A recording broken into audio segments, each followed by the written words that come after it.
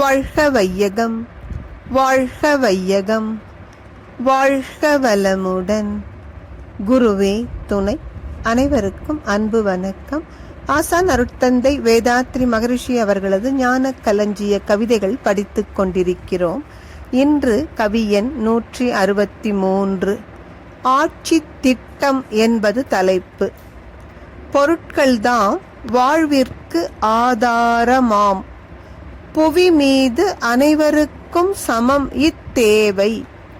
பொருள் ஈட்ட, பொருள் காக்க, அனுபோகிக்க போராடி மனித குலம் துன்பம் ஏற்றால் பொருள்துறையை நிர்வகிக்க காலம் ஒத்த பொறுப்பாட்சி இல்லாத காரணம்தான்.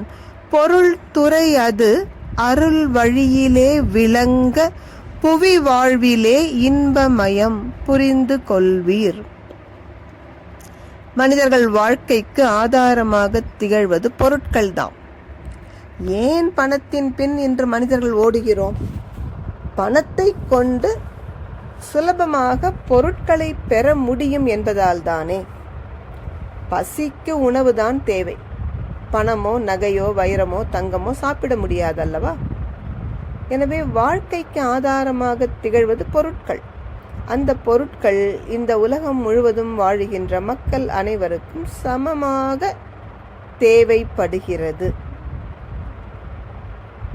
ஆனால் அந்த பொருள்களை ஈட்டுவதற்கோ அல்லது அப்படி ஈட்டிய பொருளை காப்பதற்கோ அதை அனுபவிப்பதற்கோ மனிதகுலம் போராடி துன்பம் ஏற்கின்ற முறை இன்று நிலவுகிறது அல்லவா? இதற்கு என்ன காரணம்?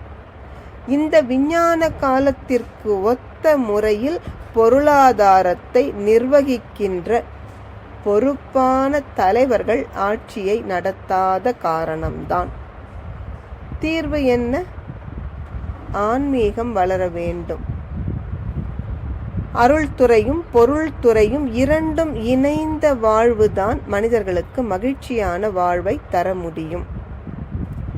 எனவே இந்த புவி முழுதும் வாழுகின்ற மக்கள் இன்பமாக வாழ வேண்டுமானால் பொருள்துறையை நாம் அருள் வழியில் நடத்தி செல்ல வேண்டும்.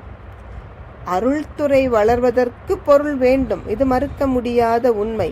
அதே சமயத்தில் அந்த பொருள் துறையும் அருள் வழியில் செல்லும் பொழுதுதான் அளவு முறை காக்கப்படும் மனிதர்கள் இன்பத்தை இன்பமாகவே அனுபவிக்க முடியும். இன்று அது இல்லாத காரணத்தால் அளவு முறை மீறி செயல்பட்டு இன்பம் துன்பமாக செல்லுகின்ற ஒரு சூழல் நிலவுகிறது. இதை மாற்றுவதற்கு நாம் அருள்துறையை வளர்ப்போம். நன்றி. வாழ்க வளமுடன்.